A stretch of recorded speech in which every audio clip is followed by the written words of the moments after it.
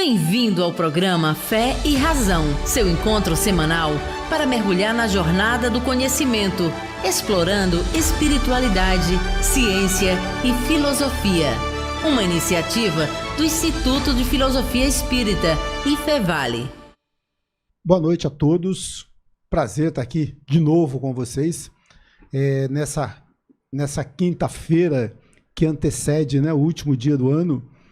E todos nós estamos assim num clima de muita expectativa, para aquilo que pode e que deve acontecer aí no ano de 2024. E ao encontro disso vem o nosso tema de hoje, sobre determinismo e livre-arbítrio. Será que tudo aquilo que vai acontecer em 2024 já está determinado ou nós vamos ter aí uma possibilidade, de escolhas e de buscar aquilo que nós realmente queremos, aquilo que nós realmente buscamos? Eu vou começar aqui chamando, apresentando os nossos dois colegas de bancada que vão estar com a gente mais uma vez nessa noite e que vão abrilhantar ainda mais, Custódio e Pedro. Boa noite. Custódio, tudo bem? Boa noite, Carlos. Boa noite, Pedro. Boa noite, audiência. Boa noite, pessoal que está no chat aí, que vai nos ajudar a dar brilhantismo na nossa discussão aqui sobre livre-arbítrio e determinismo. E a gente vai, então, discutir para que a gente entenda o que vai acontecer nos próximos anos na nossa vida aqui. Se é determinada ou se é livre-arbítrio, o quanto nós podemos atuar na nossa vida livremente. Boa noite, Pedro. Boa noite, Carlos. Boa noite, Custódio. Boa noite a todos os nossos amigos que estão aí mais uma vez nos acompanhando. Esperamos também, ansiosos aí, suas perguntas no chat, para que possamos aí fazer um grande bate-papo essa noite. E para começar, vamos fazer uma breve preparação aqui, que eu convido a todos, nesse momento, para que possamos nos recolher em pensamento, possamos nos concentrar, nos harmonizar com os filósofos de todos os tempos, com toda a espiritualidade que nos traz e nos sustenta com sabedoria, que possamos nessa noite falar, discutir, que possamos sair daqui melhores do que entramos, aprendendo um pouco mais sobre esses temas tão importantes para a nossa vida. Que a espiritualidade nos guie, nos acompanhe durante toda esta noite. Eu começo aqui com um pequeno poema da Marijô. Livre-arbítrio, ser o melhor ou o pior. Depende do momento, do lugar, das circunstâncias. Um presente do Criador que os adultos ainda usam como se fossem crianças. Muito bom, Pedro. Eu queria cumprimentar aqui a nossa audiência, o Antônio Bessa, o Ricardo Melo, o Nelson Borges e outros que já estão chegando aqui com a gente, e deixar uma pergunta aqui, para que a gente possa... Eu gostaria que vocês, se possível, respondessem no chat essa pergunta e coloquem mais perguntas para a gente poder debater, porque o tema é muito mais complexo do que aquilo que imagina, muitas vezes, a nossa vã filosofia. É algo que vai muito mais além, daquilo que a gente possa imaginar. Então eu queria que você respondesse para a gente. Nós somos realmente livres ou tudo aquilo que nós vivemos já está pré-determinado? E para começar, então, a gente botar um pouquinho de fogo aqui, eu vou começar perguntando pelo Custódio. Custódio, o que é determinismo e como que isso pode influenciar na nossa vida, no nosso cotidiano? Muito bom. É sempre bom a gente pensar pensar no conceito, Conceito filosófico, conceito que a gente entende, que a gente vem trazendo dos filósofos lá da antiguidade, até da atualidade também. Mas basicamente, quando a gente fala em determinismo, é o homem, né, principalmente o homem, vem totalmente determinado. Ele não tem nada o que fazer com relação a isto. Então ele já vem pronto. É como se viesse com uma receita pronta. Ou seja, nós não temos nenhuma ação com relação àquilo que vai acontecer. Ou, mais do que isso, aquilo que está acontecendo. Em outras palavras, o determinismo significa que tudo o que está acontecendo e o que vai acontecer já está pronto, ou eu não tenho nenhum tipo de ação. Então, o que a gente resume disto? Que resume que, neste caso, a nossa responsabilidade por aquilo que vai acontecer pelo aquilo que está acontecendo, nenhuma, eu não tenho nenhuma responsabilidade. Então, isso implica a gente pensar um pouco a respeito da justiça, a respeito das leis, porque quando eu não tenho responsabilidade sobre as ações que vão acontecer, ou que estão acontecendo comigo, fica mais fácil, efetivamente, né? Mas a gente sabe que esse determinismo, ele tem restrições. Então, para a gente entender melhor o determinismo, a gente pode entender o determinismo que acontece no meio vegetal, por exemplo, né? Quando se planta uma semente de laranja, por exemplo, essa semente já está determinada lá, então todas as características necessárias para se tornar uma laranjeira. Claro que ela já vem com as folhas determinadas no tamanho, a cor, o caule, o fruto, o tipo de fruto que vai ser passado para lá a laranjeira. Portanto, esse determinismo no meio vegetal explica muito bem o que seria um determinismo no meio humano, em que se propaga algumas filosofias ou algumas teorias por aí. Esse é o determinismo. E essa implicância na nossa vida é exatamente isso. No momento que eu sou determinado a passar por aquilo que eu estou passando e por aquilo que eu irei passar, tira toda e qualquer das minhas responsabilidades. Portanto, é só um conceito que a gente precisa discutir um pouco mais profundamente ao longo do nosso bate-papo aqui. O Custódio, deixa eu tentar... a gente estava conversando sobre algo, né, antes do começo do programa, e uma das coisas que a gente estava levantando aqui, eu gostaria até que o pessoal pudesse ajudar a gente, é que existem algumas definições, além disso que o Custódio falou, né, e indo ao encontro do que o Custódio falou, né, acrescentando que, para muitos, por exemplo, o determinismo ele defende, eu vou até pegar aqui a definição, que todos os eventos e ações humanas são determinados por causas anteriores, né? Ou seja, leis naturais, genética, ambiente social. Então, por exemplo, o que isso diria? Diria que se eu fiz algo ou estou em determinada situação, porque aquilo foi determinado não por algo sobrenatural, mas, muitas vezes, porque o ambiente, tudo aquilo me levou a essa condição.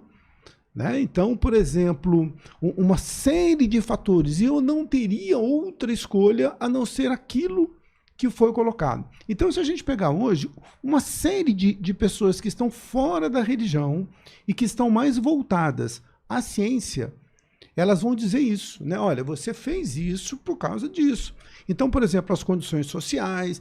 Então, por que você está nessa condição? Porque eu nasci, de repente, numa família assim, e que essa família me deu esse tipo de ensinamento. Então, eu acabei não escolhendo, eu acabei vindo parar aqui por causa dessas condições, né? O que vocês me dizem a respeito dessa ideia, Pedro Custódio? Pode, Pedro? Bom, Carlos. Vou botar você na fogueira, né? Pois é. Não, exatamente, né? A gente tem hoje, quando a gente observa a nossa sociedade no Brasil, né? A gente falou na semana passada sobre desigualdade, né? E a gente vê que esse fator, o determinismo, ele vai levando as pessoas de acordo com o que eu tenho, né? A bagagem que vai sendo me dada ali durante a vida. E depois a gente vai até falar um pouco antes até disso, né? Durante até anterior à vida, mas as coisas, as tendências naturais que eu vou também encontrando dentro de mim, né? A gente vai pegar dentro de uma mesma família, como mais uma vez, como a gente falou na semana passada, a gente vê esse determinismo atuando com as mesmas condições, mas pessoas às vezes seguindo caminhos em linhas diferentes, sabe? Aí eu acho também que começa a pegar um pouco do que a gente vai falar também sobre o livre-arbítrio, né? Mas assim, basicamente, a gente vai chegando àquilo que a condição que a gente tem, tudo que foi nos oferecido, vai nos alimentando para que a gente possa chegar naquele fim, sabe? É uma situação bastante complicada. Eu até estava, quando a gente estava checando o assunto, tudo, né? Me lembrou até um amigo que falava, né, sobre o calvinismo, né? Me lembrou sobre o calvinismo aí também, a predestinação de Calvino, né? Que já falava, tem aquelas 5 leis, né? A tulipa de Calvino, né? O tulip, que vai falar ali sobre que o ser humano, por ter o pecado original, todo mundo deve, e aí a gente vai ser destinado a viver, né? E aí Deus vai escolher ali os seus prediletos, né, os seus preferidos. Mas eu penso que, falando de uma forma social, vem muita coisa de encontro a isso, ao que vai ser passado para a gente desde a época de família, de escola, desse meio que a gente vai conviver, que vai levar a gente a fazer algumas coisas no futuro. Não sei se consigo ser bem claro, né? Porque realmente é um assunto bem... palpitante. Tem diversas variantes aí. Fala, Custódio. Então, lembrando que o determinismo, até porque são leis e normas de costumes que a gente, segundo a filosofia, determina ao longo da história o que vai acontecer com você, o que significa que eu não tenho nenhum poder de escolha. Nenhum, zero poder de escolha. E aí dá uma outra ênfase com relação à liberdade. Se eu não tenho nenhum poder de escolha, a liberdade é só uma ilusão. Então, se eu pulo do lado do determinismo, a liberdade inexiste. Ela é só uma ilusão. Parece dar a impressão, neste caso, que eu tenho uma liberdade total, mas efetivamente estou determinado, e algumas filosofias chamam isso de pré-determinação. Eu estou determinado anteriormente a viver da maneira como foi previsto. Receita de bolo, assim. Eu não tenho condições de mudar absolutamente nada. Esse é o determinismo puro e absoluto. Raiz. Raiz. Determinismo raiz. Ô, Custódio, deixa eu só acrescentar um detalhezinho no que você está falando, que eu achei interessante. E também não tenho responsabilidade, né? Porque se já está tudo pré-determinado, e se eu sou assim, porque as consequências, as causas, então dentro de um encadeamento aí de causa e efeito, eu estou nessa situação porque o meio, a situação me trouxe aqui. Então isso não me traz também nenhum tipo de responsabilidade, né? Fica muito mais fácil, efetivamente. Eu diria assim, né? Se alguém me disser o caminho exatamente que eu tenho que seguir para cumprir uma determinada tarefa, por que eu tenho que pensar a respeito? É só fazer, é só executar. Responsabilidade nenhuma, é de quem criou isto atrás de mim, lá por trás. E não estamos falando do Criador, nós estamos falando de processos da própria natureza que propiciou condições para que esta determinação acontecesse no ser humano. Veja que isso é uma filosofia, não estou afirmando que isso acontece. É só conceito de determinismo com relação à filosofia. Então, nós trabalhamos com conceitos filosóficos. E aí que está a nossa discussão, a partir daí a nossa discussão. Eu queria cumprimentar aqui a Marineuza Biazeto. se eu não me engano, a Maria Neuza é lá de Guarulhos, né? O Cláudio Ferreira, o Rodrigo Costa, nosso mentor aqui do Vivência Espírita, né? Que já estava me avisando aqui que eu tinha esquecido de colocar em forma de enquete. A Eliette Viana, a Patrícia Garuti, a Maria Lira, né, a nossa fiel também, né, espectadora aqui todas as semanas, né, muito obrigado, Maria, pelos seus comentários também lá no YouTube. A gente sempre agradece muito a participação de todos vocês, todos que estão com a gente aqui nessa noite. O Antônio Bessa, também, o Antônio Bessa, que está sempre com a gente também, né, boa noite, Antônio Bessa. O Antônio está dizendo assim: o Criador sabe o que vai acontecer, mas não interfere nas nossas decisões.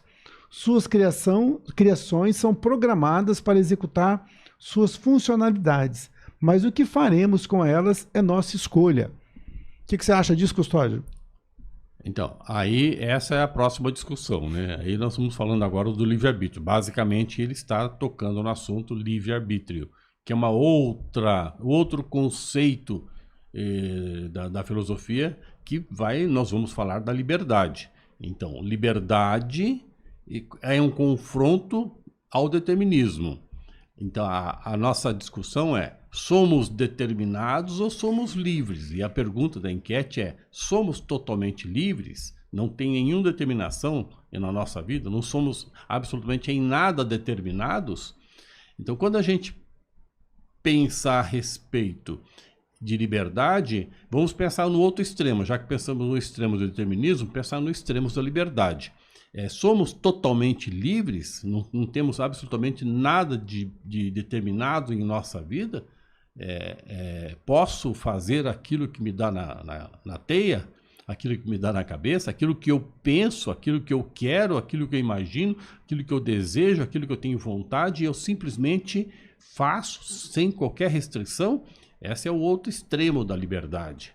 Então, quando a gente discute esses dois extremos, a gente precisa entender como os dois funcionam para que a gente depois entenda o livre-arbítrio, que efetivamente não é sinônimo de liberdade, e na condição de livre-arbítrio, liberdade e determinismo, entender o nosso padrão de vida, a nossa vida em si, se ela tem determinismo, se ela tem liberdade, e se ela tem livre-arbítrio, ou se ela tem um conjunto destas características que fazem da nossa vida o que ela é, efetivamente. E é essa a nossa discussão.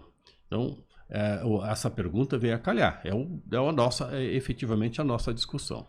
Mas se o Criador sabe do que eu vou fazer, então isso, de uma certa forma, estaria pré-determinado, porque essa pergunta do Bessa é uma pergunta que tem um conteúdo bacana por trás. Ele fala assim: o Criador sabe o que vai acontecer, mas não interfere nas nossas decisões.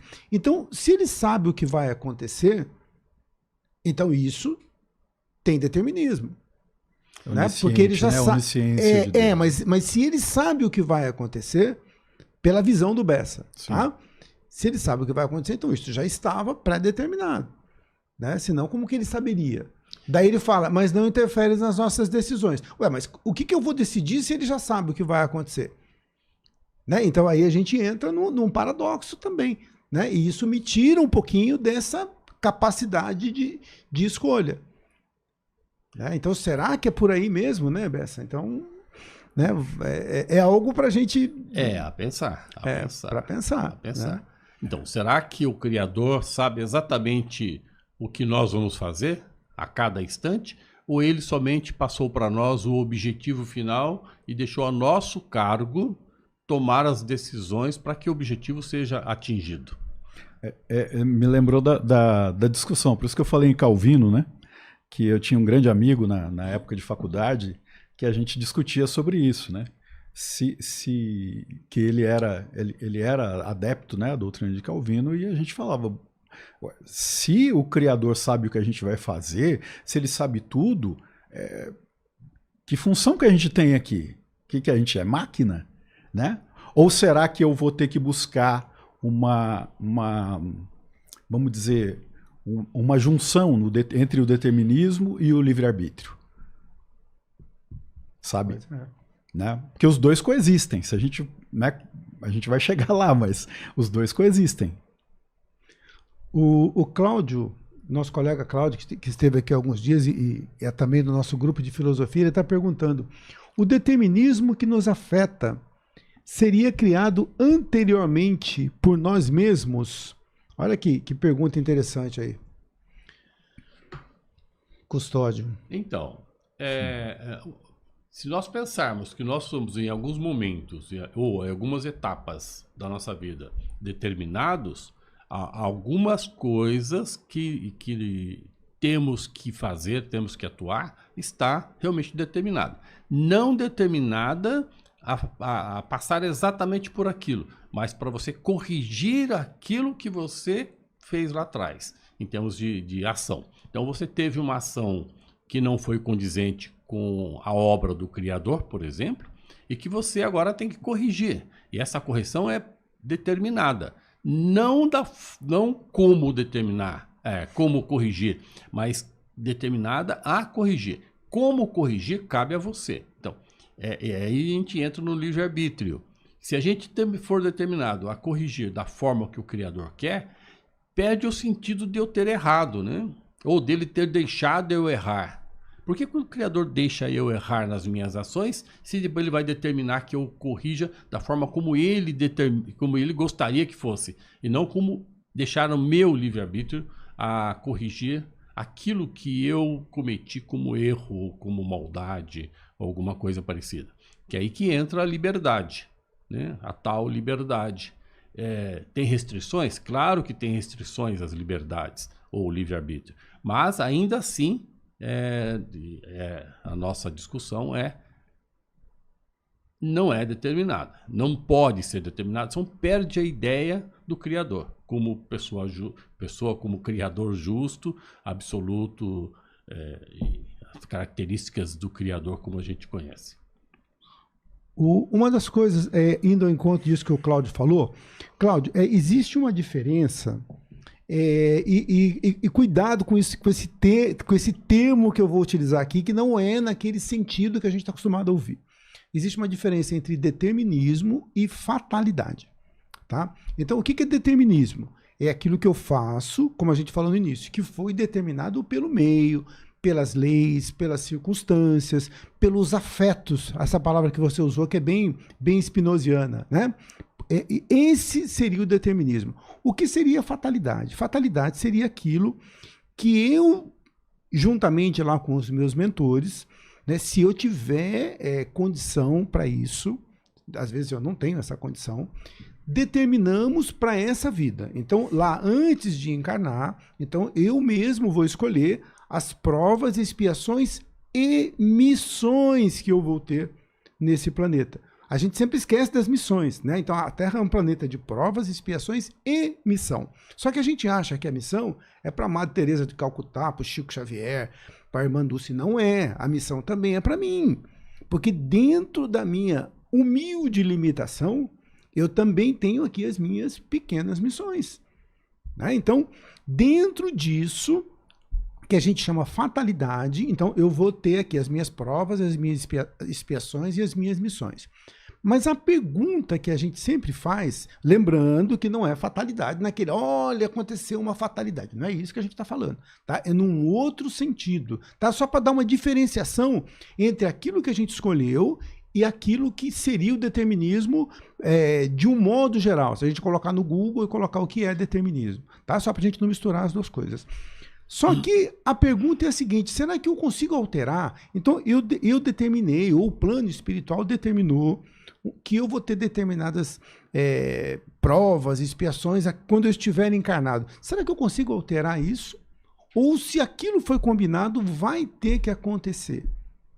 Né? Será que isso a gente consegue mudar? O que vocês acham, meninos? Eu me lembro daquela passagem em que Jesus está com os apóstolos, com os discípulos, e eles veem o cego, né, na porta de Jerusalém lá.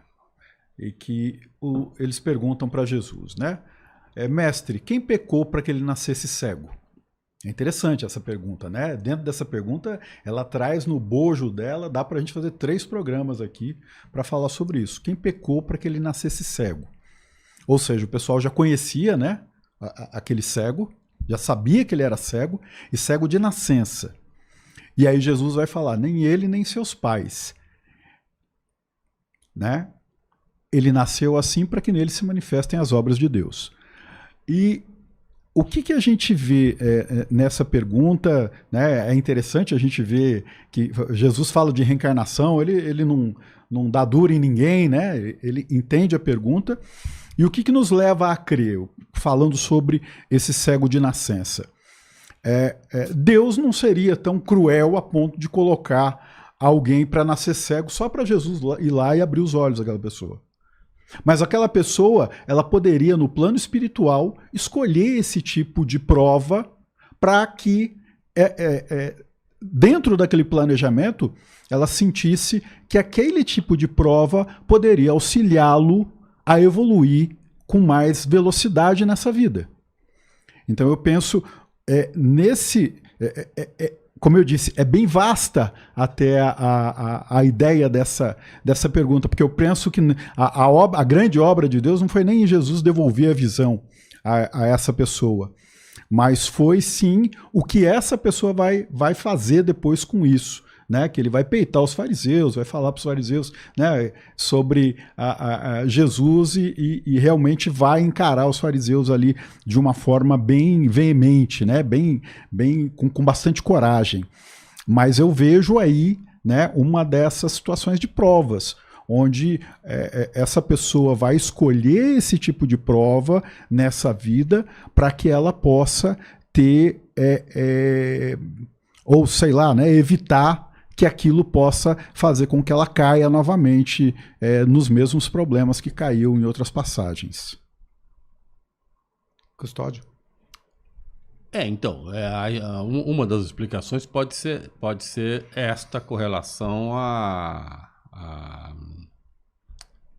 você corrigir aquilo que você precisa corrigir e você pede para ver de alguma forma, de alguma maneira, para que você possa corrigir.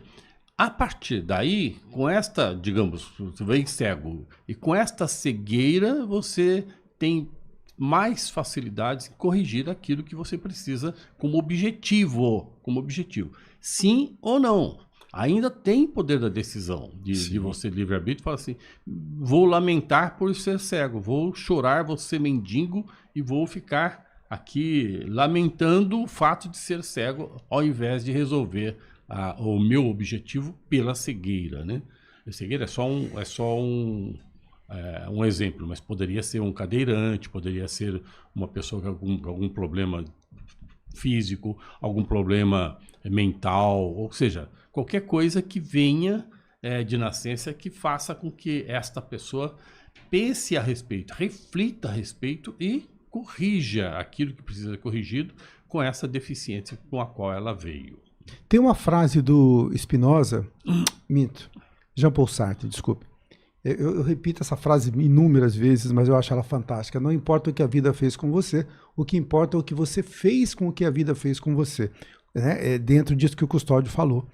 Mas a questão que a gente estava colocando aqui é assim, foi determinado para mim, tá?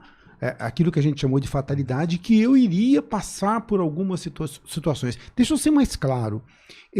Numa outra vida, por exemplo, eu cometi alguns delitos e eu tenho que passar por algumas expiações. Então, o que se coloca muito dentro do pensamento que a gente ouvia, e ainda houve bastante dentro do meio espírita. Se você matou alguém numa vida, você vai ter que... Alguém vai te matar nessa. Se você roubou, alguém vai te roubar. Se você traiu, alguém vai te trair. Né? Então, isso seria um determinismo. Né? Então, eu tenho essas expiações para passar. E a pergunta que eu faço, mas será que isso não tem jeito de mudar? Né? Será que realmente, se eu fiz alguma coisa errada em outra vida, eu estou fadado a sofrer com isso, por mais que eu tenha aprendido já que aquilo não está certo? Né? Então, assim, a gente às vezes acaba tendo algumas ideias e trazendo alguns pensamentos que ficam ali meio atávicos, né? E eu fico perguntando, será que isso teria realmente sentido ou a gente consegue mudar esses pensamentos, né? Essa forma de pensar, que eu chamaria também de um determinismo dentro desse pensamento, né?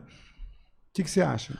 Então, claro que sim, senão não tinha sentido a justiça do Criador. O Criador é justo, por princípio, senão a gente perde esta característica principal do Criador, de justiça.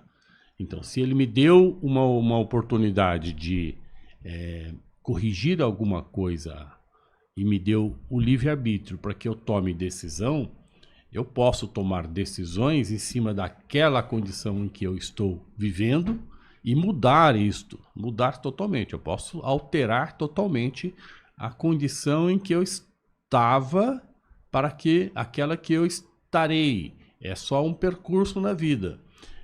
Pode ser feito isso durante uma vida ou pode ser feito isso em mais de uma. Mas, de qualquer maneira, eu posso corrigir pelas minhas ações. Voltando, o Criador te dá objetivos. Senão, se ele pré-determinar, eu não tenho que fazer nada, só chorar. Né? Chorar e viver.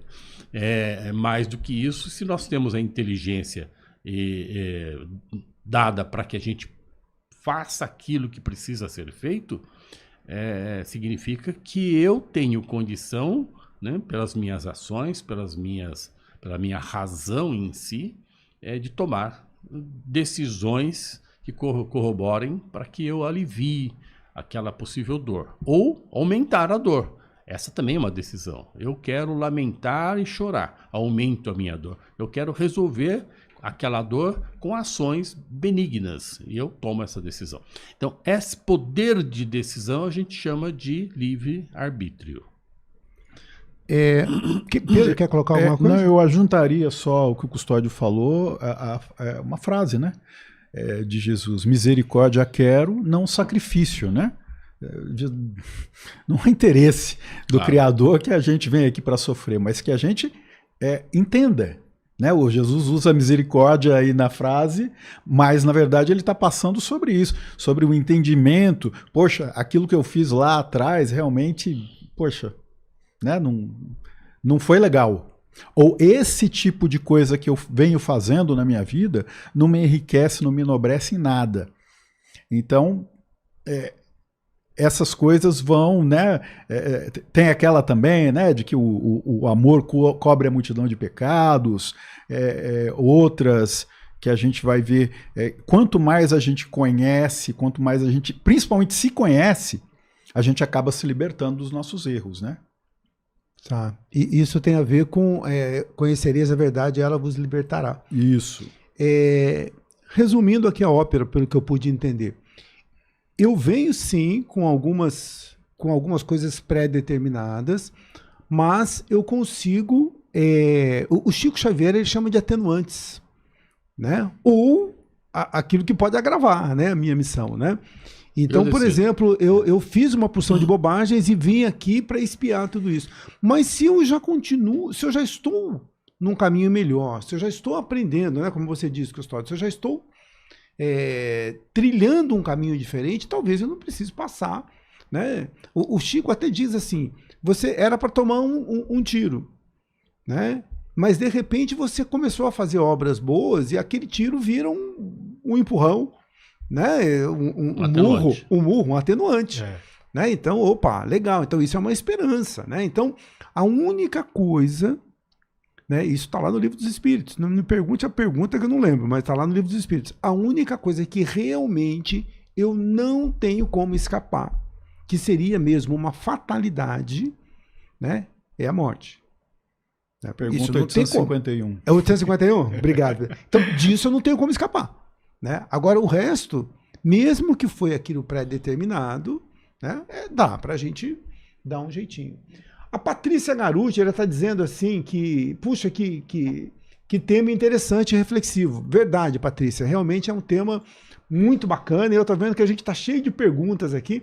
E o pessoal que ainda não citei, eu vou começar a citar agora, até porque são algumas perguntas que levam já à questão do livre-arbítrio. Né? A gente estava falando sobre determinismo.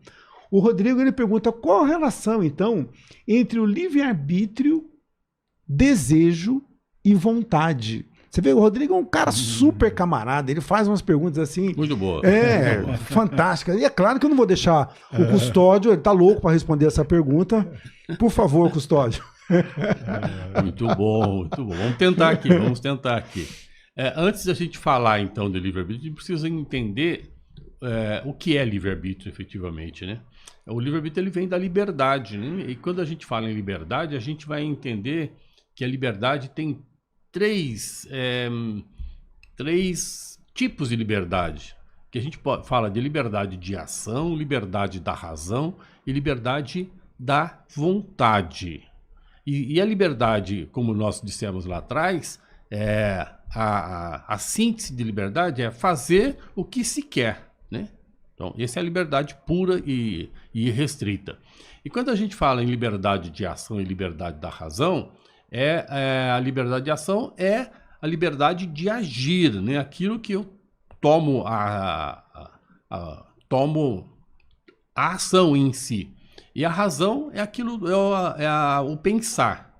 E a vontade é o fazer, na realidade, no sentido de fazer. Fazer o querer, né? Querer, né? Fazer o querer. Dentro da liberdade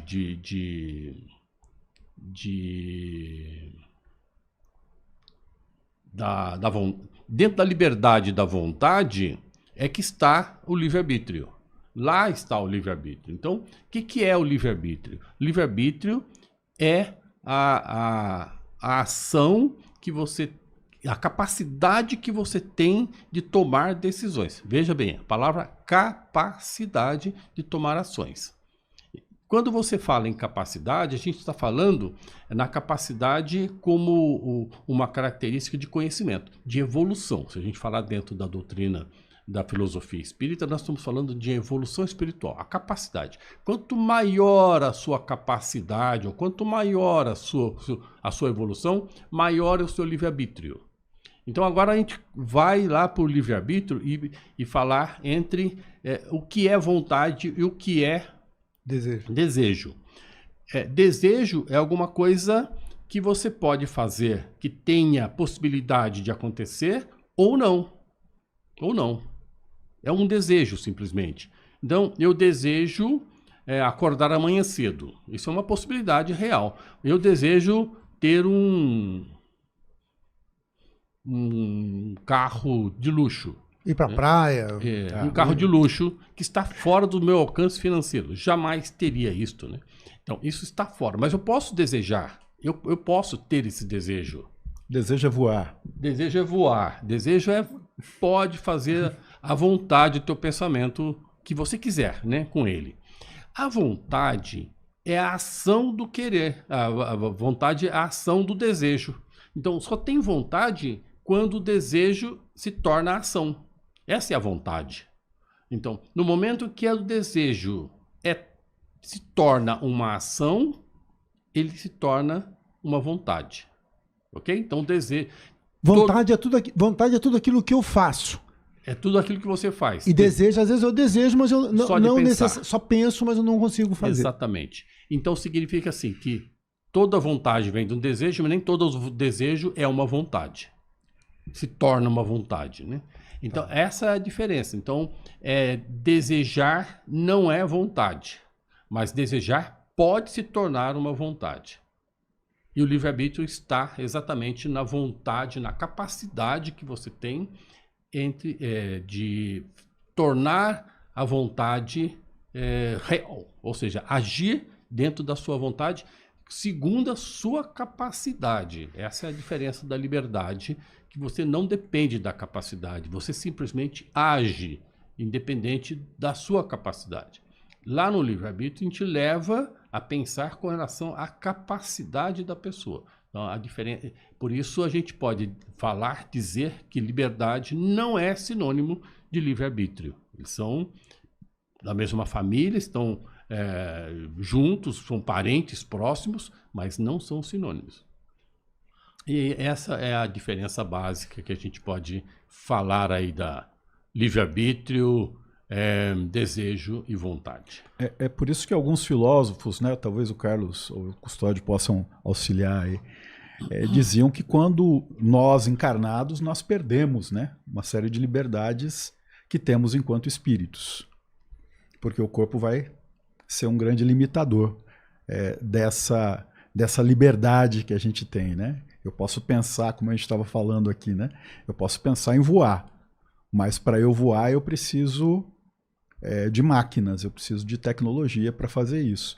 Por livre e espontânea vontade eu não consigo. Isso aí.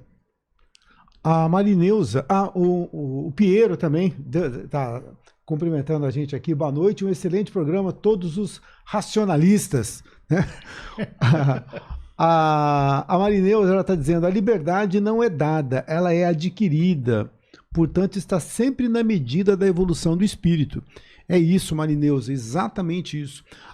Quanto maior a evolução, maior o livre-arbítrio, né? Maior o meu leque de opções. Vós conhecereis a verdade, ou seja, vós tereis o conhecimento e ele vos libertará. Né? Então, à medida que eu vou adquirindo o conhecimento, eu vou evoluindo, eu vou tendo mais livre-arbítrio. Né? A gente até dizia aqui antes, então, por exemplo, eu não pego o meu filho de 5 anos, 6, 7 aninhos e falo assim, filho, você pensa em estudar? O que passa pela sua mente? Você já pensou em ir lá para a escola? Eu não pergunto isso para ele, ele vai para a escola. Né? Eu posso tentar convencer, a mãe faz aquela semana de adaptação e tudo mais, até ele parar lá. Agora, quando o teu filho tem 22, 23 anos, né, agora você já não consegue. Ele fala, olha, eu não quero fazer mestrado, eu não quero fazer faculdade, agora eu não tenho mais, eu não consigo mais obrigá-lo a fazer aquilo que ele não quer. Né? Então, à medida que o espírito evolui, vai aumentando, né, a sua capacidade de escolha. Quanto mais atrasado, né, ou seja, quanto menos evoluído, não vamos usar a palavra atrasado, que é meio pesada, né, mas quanto menos evoluído, ele vai estar mais próximo do determinismo. Né? A Patrícia está dizendo, pense que o determinismo é o objetivo ao que viemos nessa encarnação. E nosso livre-arbítrio vai ocorrer conforme nossa evolução espiritual. É isso aí, é bem por esse caminho mesmo, né, Patrícia? Corroborando isso aí, né? O Antônio Bessa, ele está dizendo, entendo que missões são planejamentos especiais que afetam o desenvolvimento de terceiros. As provas seriam planejamentos individuais que visam o próprio desenvolvimento. O que vocês têm a dizer para a gente sobre esse tema? Vamos lá, só repetindo. Entendo que missões são planejamentos especiais que afetam o desenvolvimento de terceiros. As provas seriam planejamentos individuais que visam o próprio desenvolvimento. Então vamos lá, Antônio. Eu vou começar aqui e aí passo para os dois aqui, para o Custódio e para o Pedro. Eu penso que isso aí, missão, ela vai desempenhar um papel, né, para a sociedade, para o todo, para a coletividade, mas também ela mexe com o meu altruísmo. Porque eu posso ter capacidades, mas não colocar essas capacidades em prática. E de repente eu ainda sou alguém muito egoísta. Né? Então a missão, eu acho que ela faz o bem ao outro, mas também tem essa capacidade de me mostrar esse outro lado. Né? Que o mundo só fica bom à medida que todos conseguem melhorar. Né? Então nós temos as nossas pequenas missões, né, de acordo com a nossa capacidade. E as provas, eu costumo exemplificar da seguinte maneira. O que é prova? Então vai lá na escola, o professor passa o mês lá te ensinando e fala, olha, no dia tal, às 8 da manhã, vamos supor, professor de matemática, no dia 20, às 8 da manhã, a gente vai ter uma prova de matemática e vai cair da página tal até a página tal, e você tem 2 aulas para fazer essa prova. Então, isso é a prova na escola. E a prova que a gente tem aqui, na vida, de um modo geral? Que dia vai ser? Que horas vai ser? Qual a matéria que vai cair? Será que ela vai mexer com o meu orgulho? Vai mexer com a minha vaidade? Vai mexer com a minha prepotência? Vai mexer com o quê? Né? Então, eu nunca sei com o que essa prova vai mexer. E eu provo lá na escola para o professor. Eu tenho que provar para ele que eu sei. E aqui fora, eu provo para quem que eu sei? Né? Eu tenho que provar para mim mesmo. né? Então eu penso que existem essas duas questões aí. Pedro, o que você acha de... Custódio, acho que é a vez do Custódio. Custódio, o que você acha sobre isso? Missões, provas, expiações. Expiações a gente já falou um pouquinho, né? Já. Exatamente. As provas, eu vejo as provas como forma de evolução, né, espiritual, e uma forma de evolução individual. Sempre a gente tem que pensar no lado individual. Portanto, embora ela seja individual, nós vivemos em coletividade, vivemos em sociedade. Ela influencia de uma forma indireta o meio onde eu vivo. Ela é individual, mas eu posso, a partir das minhas atitudes, das minhas ações, influenciar pessoas, a partir do meu exemplo, a tornar uma pessoa melhor do que ela é. Mas só isto, eu não tenho o poder de fazer as pessoas ser melhor, porque eu determino, ou eu excito, ou eu faço qualquer coisa parecida.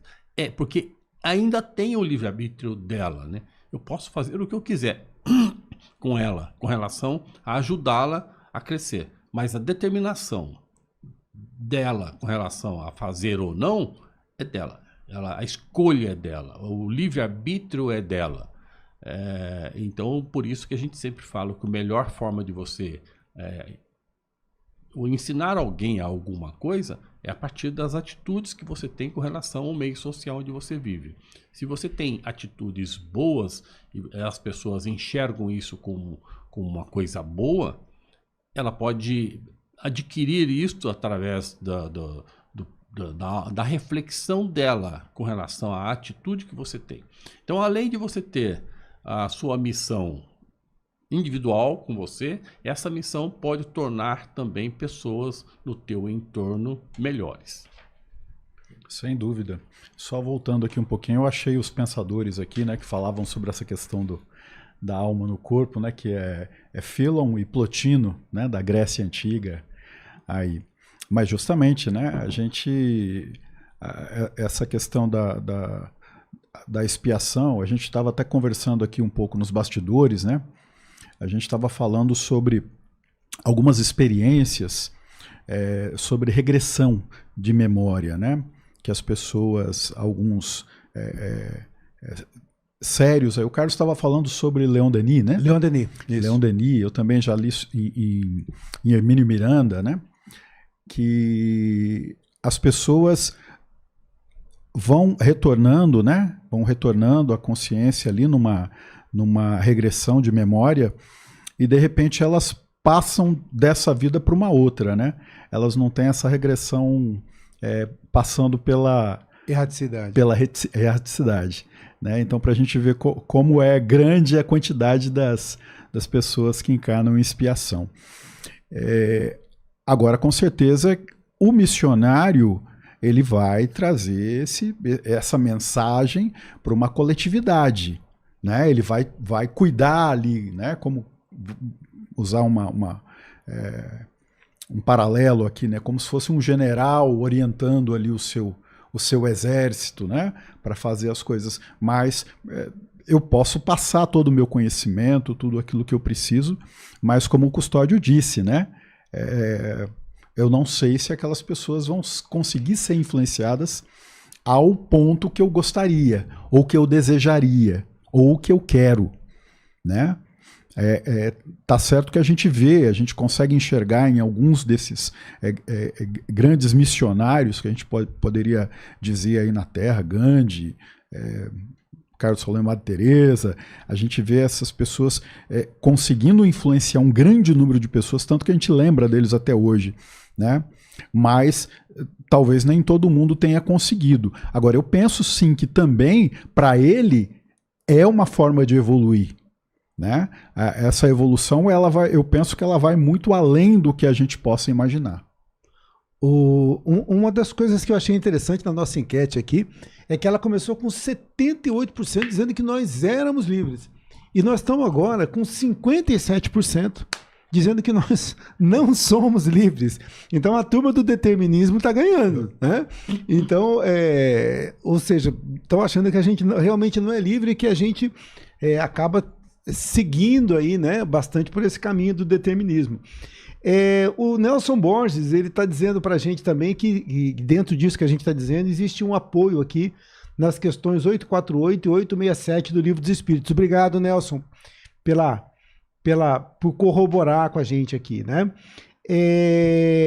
A Elisângela está dizendo que, assim, que um dos representantes mais conhecidos dessa perspectiva é Jean-Paul Sartre, né?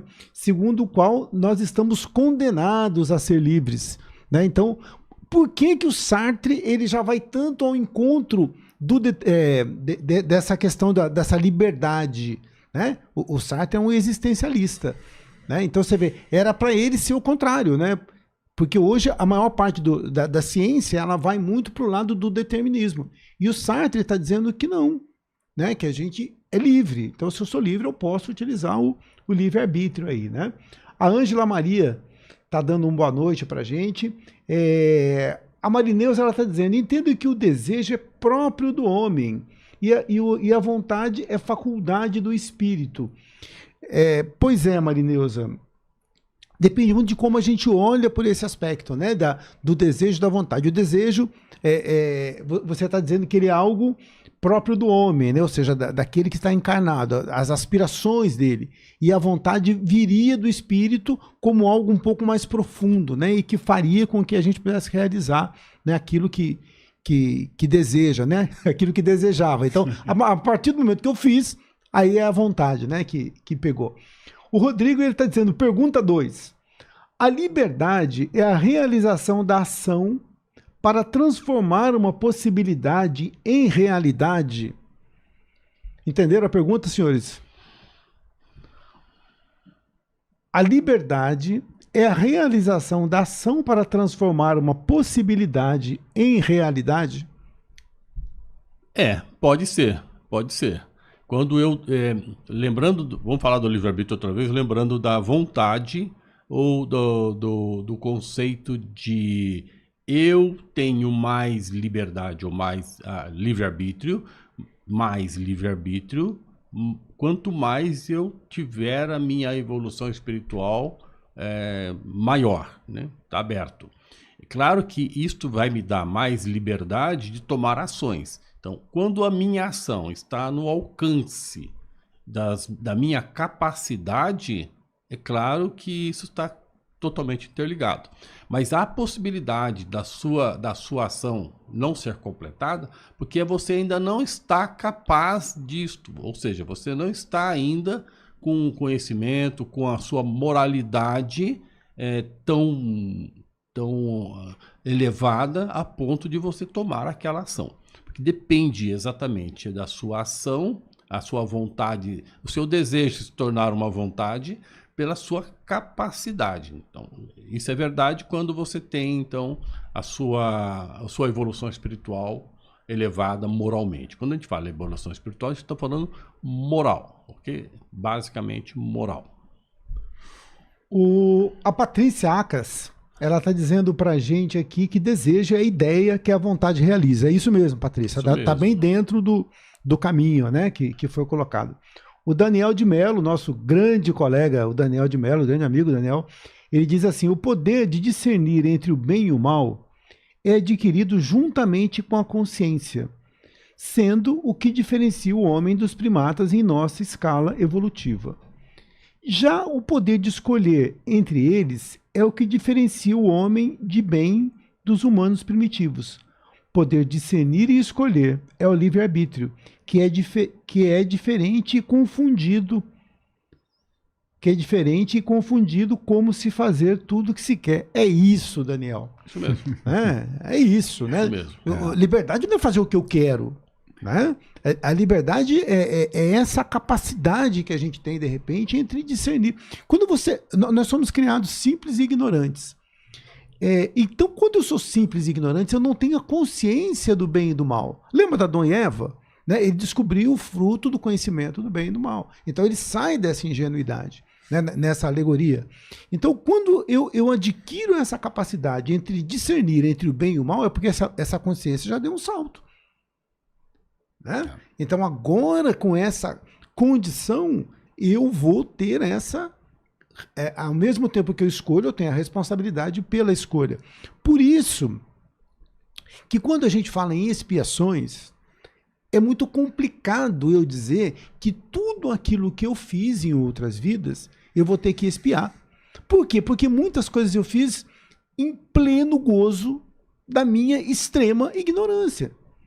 Então você acha que aquilo que eu fiz 4, 5 encarnações atrás, sendo alguém extremamente ignorante, eu teria que arcar com isso, sendo que nesse meio tempo eu já adquiri o conhecimento? Porque a expiação, ela é educativa, ela não é punitiva.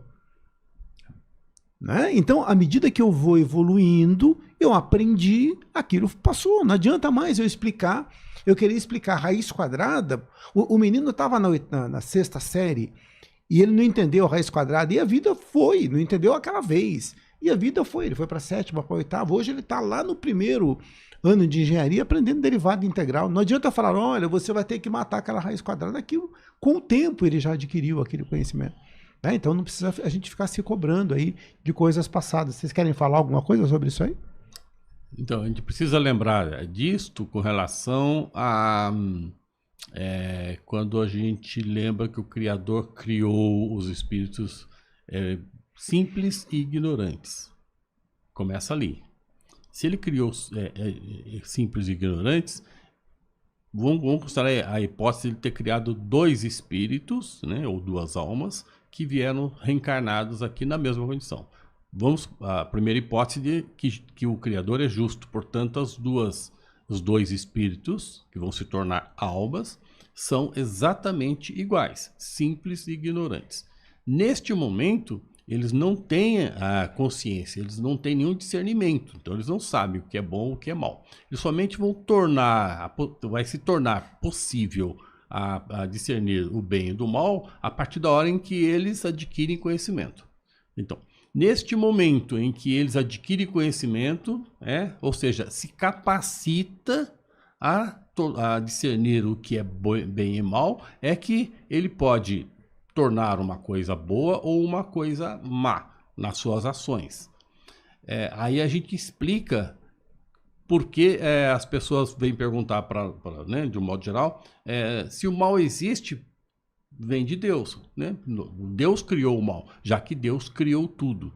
Então, esta explicação do bem e do mal vem exatamente aí, da capacitação das pessoas em discernir o que é bem e o que é mal.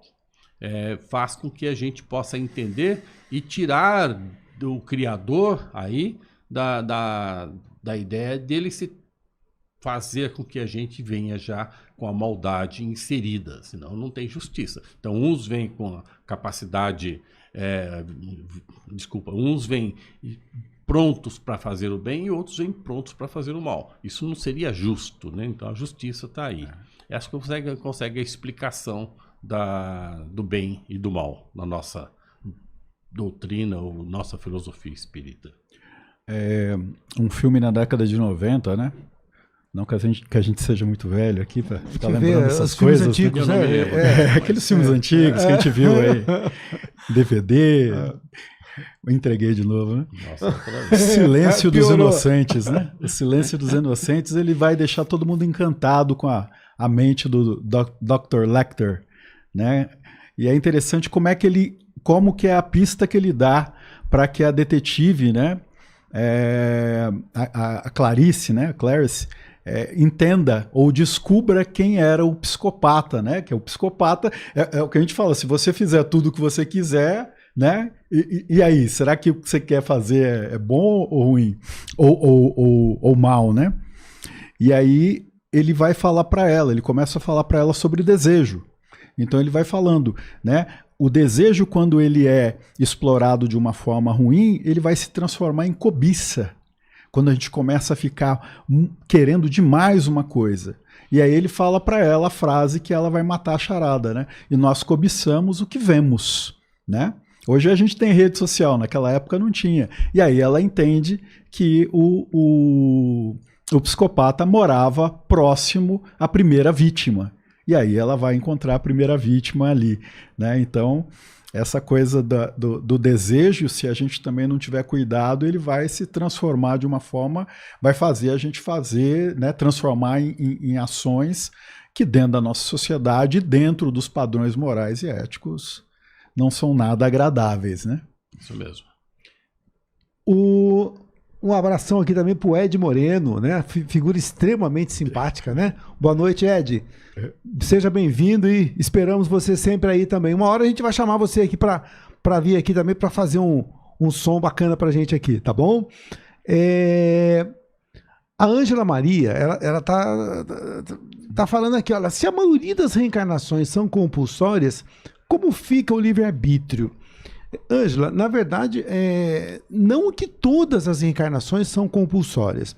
O que a gente está querendo dizer é que dependendo do nosso nível de evolução, nosso nível de consciência, as reencarnações são compulsórias. À medida que a gente vai evoluindo um pouquinho mais, né, aí a gente vai optando, né, e vai tendo reencarnações onde a gente pode escolher algumas outras coisas.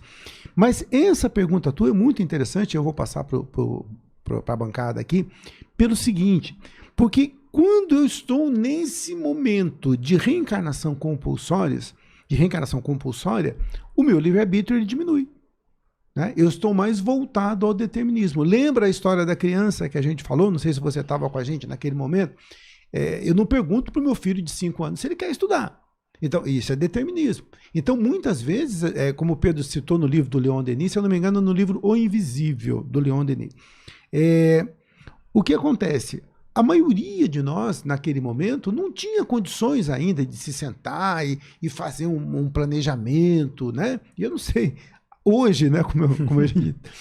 Mas então é compulsório. Então você vai, a própria espiritualidade vai dizer, olha, você vai ter que passar por essas coisas aqui. Então, menos evolução, mais próximo do determinismo. Maior evolução. É o que ele suporta, né? É o que ele suporta. Né? Maior evolução. Aí sim, aí a gente vai já estar em condições de escolher. Agora tem uma outra questão que é interessante. A gente tem que tomar um certo cuidado, porque muitas vezes... a gente vai fazer um programa sobre isso ainda, que eu acho um programa interessante. A gente faz um planejamento e às vezes quer resgatar muito, né? Acha que está em condições de resgatar muito. E aí a gente pode incorrer em outro problema, né? Que seria o problema do suicídio, o problema de outras questões que a gente vai enfrentar quando a gente quer fazer algo que está além da nossa possibilidade. Né? Então seria alguma coisa para a gente pensar nesse aspecto aí. Vocês gostariam de falar alguma coisa sobre isso, Pedro Custódio? Então, só para lembrar ainda do livre-arbítrio, que ele não fica fora, mesmo sendo uma reencarnação compulsória, a reencarnação compulsória vem lá do plano espiritual. Então, quando o ser chega aqui, né, o ser espiritual chega aqui encarnado, ele chega compulsoriamente, efetivamente. Mas a vida dele, o que ele vai fazer com isto, ele tem um objetivo final. E, como já foi falado, o livre-arbítrio dele fica mais fechadinho, mais restrito, né? Mas porque ele não tem condição, ele não tem capacidade. Ele não se capacitou a tomar ações, tomar decisões. Ele não tem, o poder de escolha dele é menor. Seria assim, ao invés de ele ter 5 condições, 5 possibilidades para tomar decisões de uma, ele vai ter 2. Mas ainda ele tem o livre-arbítrio para tomar. Então fica bem restrito. A gente percebe na nossa vida o quanto nós somos restritos, em cada um de nós. Se a gente fizer uma análise, o quanto de restrito nós somos. Não significa que eu não tenho livre-arbítrio, significa só que tem restrições. Outras pessoas... Outros espíritos estão com o livre-arbítrio mais aberto. A sua capacitação, a palavra é essa, né? Capacitação ou evolução está acima de outros, né? Não dá para comparar. A gente não gosta de fazer comparações, mas eu posso fazer análise minha. A minha eu posso fazer. A de cada um de nós podemos fazer com relação ao quanto o meu livre-arbítrio está mais fechado ou mais aberto. E isso determina as minhas ações, efetivamente. A gente poderia dizer que o determinismo ele vai ser absoluto nas camadas de evolução mais baixas, né? Já o livre-arbítrio ele vai se ampliar com a educação, com a experiência. Quanto mais eu investir nesse lado, mais condições eu vou ter para participar da minha próxima programação. Lembrando que mesmo com a minha capacidade de escolha, é isso que eu vou dizer, cuidado, né? Eu também tenho um leque de opções, né? Então eu tenho o livre-arbítrio, mas dentro de um determinado menu, vamos dizer assim. Eu não posso escolher tudo o que eu quero, né? Eu não tenho como chegar num restaurante, de uma churrascaria e falar, olha, eu quero comer comida japonesa. Ele vai falar, não, aqui não tem comida japonesa. O nosso leque de opções aqui são essas carnes que você está vendo. Né? Então, muitas vezes, não é que eu possa, o livre-arbítrio não me deixa fazer tudo, mas ele vai me fazer discernir, vai me permitir discernir entre aquilo que é melhor para mim, dentre as opções que eu disponho naquele momento.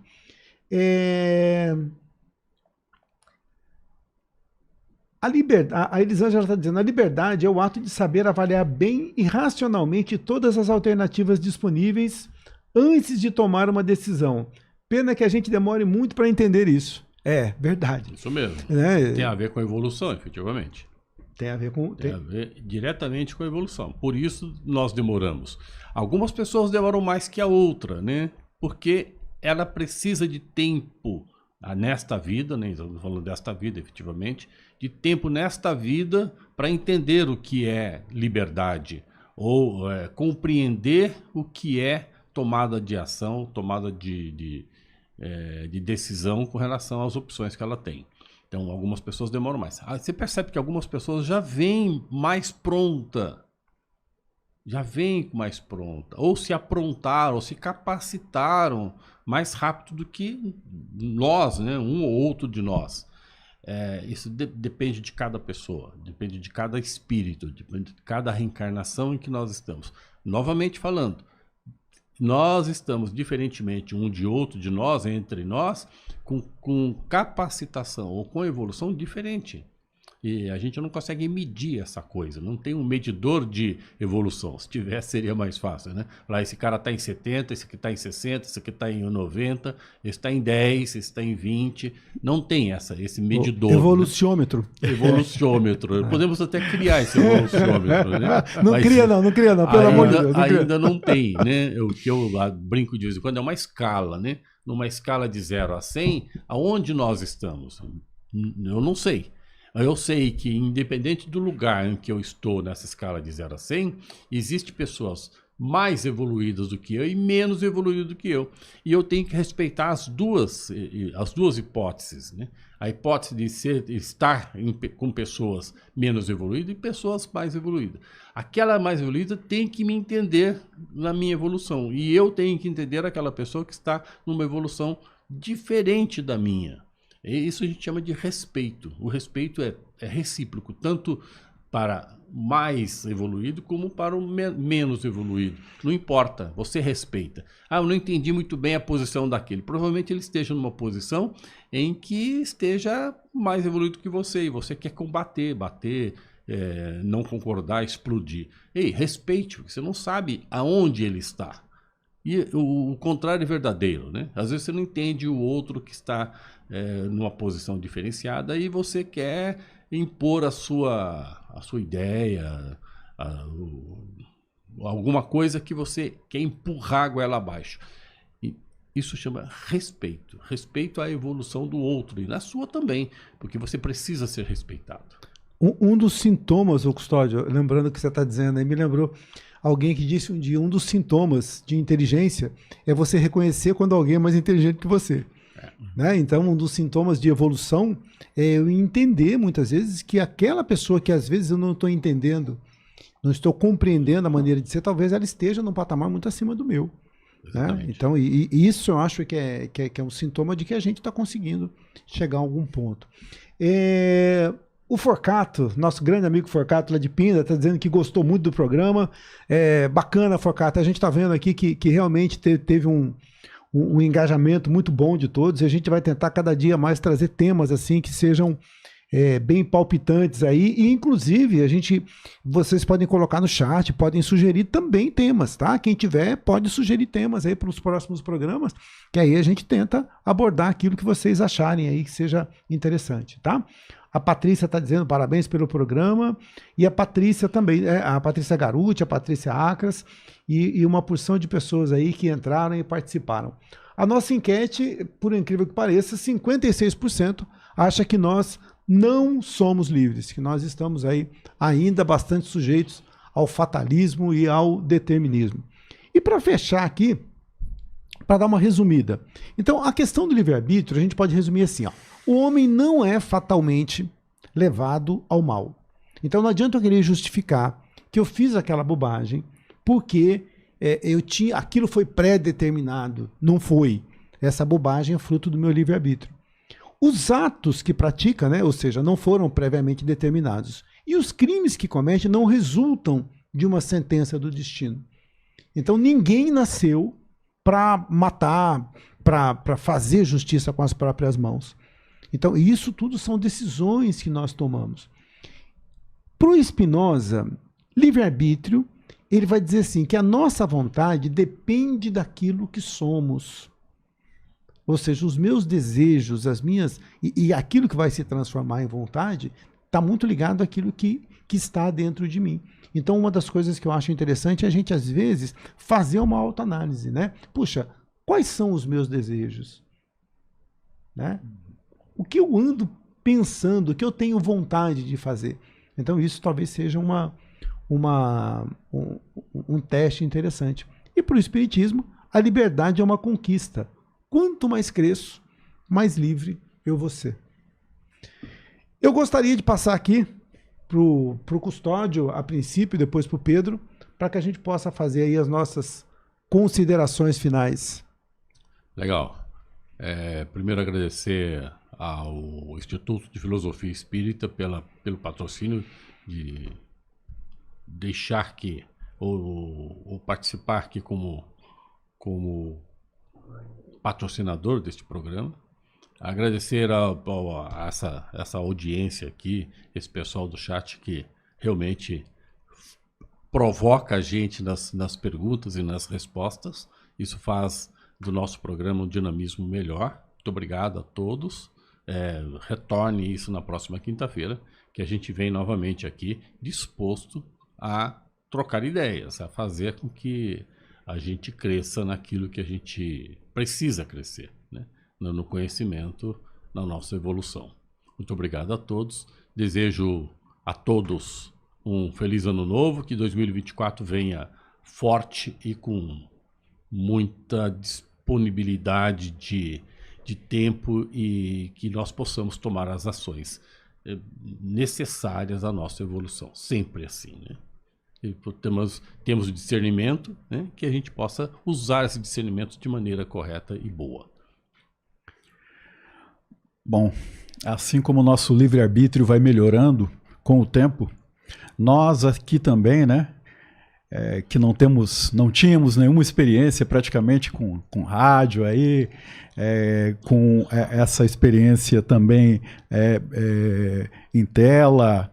Então, nós também esperamos aí, com o auxílio de vocês, com o auxílio da espiritualidade, agradecendo do fundo do coração a toda a equipe aí, né, do Vivência Espírita, né, ao Rodrigo, ao Piero e todos mais aí que nos possibilitaram um dia, né, esse convite, e o livre-arbítrio aí trouxe a gente para cá, né, e a gente está aqui feliz de estar participando com vocês. Então, nos desculpem aí um pouco de falta de experiência, mas que com certeza a gente vai ganhando programa a programa, dia a dia, para que a gente possa fazer cada vez mais programas melhores aí para vocês.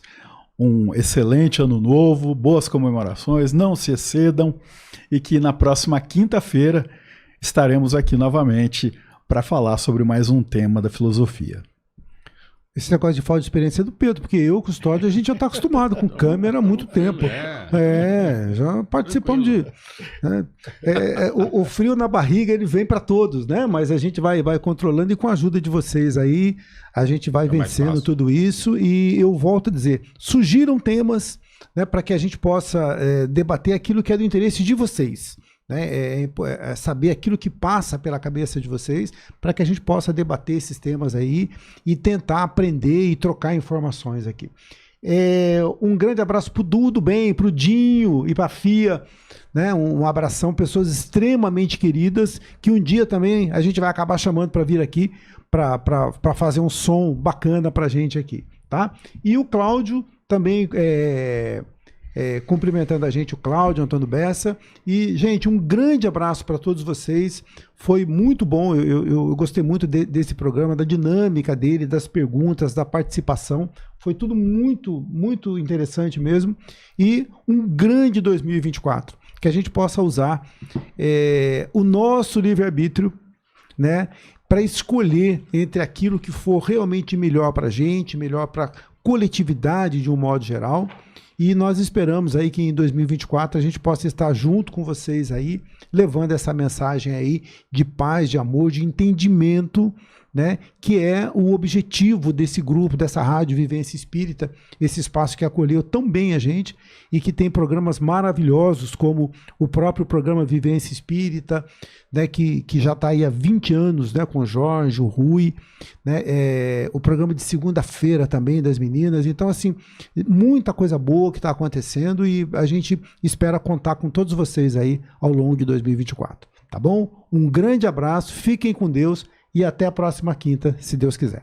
Bem-vindo ao programa Fé e Razão, seu encontro semanal para mergulhar na jornada do conhecimento, explorando espiritualidade, ciência e filosofia. Uma iniciativa do Instituto de Filosofia Espírita, IFEVALE.